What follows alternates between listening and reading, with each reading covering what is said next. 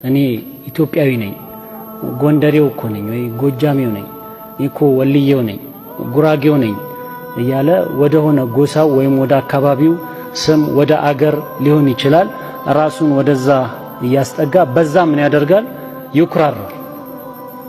አንድ ሰው ኢትዮጵያዊ ሆኖ ፈልጎ የተወለደ የለማ ኢትዮጵያዊነትን መርጦ የተወለደ አለ።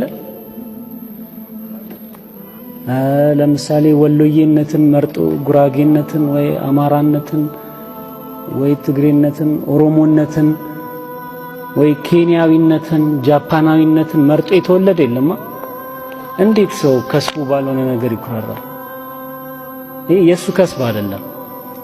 ሳይወድ ወደደም ጠላም አላህ ሱብሓነሁ ወተዓላ ብቻ ፈልጎት በዛ ቦታ ላይ ያስገኘው ነገር ነው። በእንደዚህ አይነት ነገር መኩራራት ይሄ አንዱ የዓሰብያ መገለጫ ነው። እነዚህ ሁሉ ነገሮች እንግዲህ በሸሪዓችን የተወገዙ ናቸው።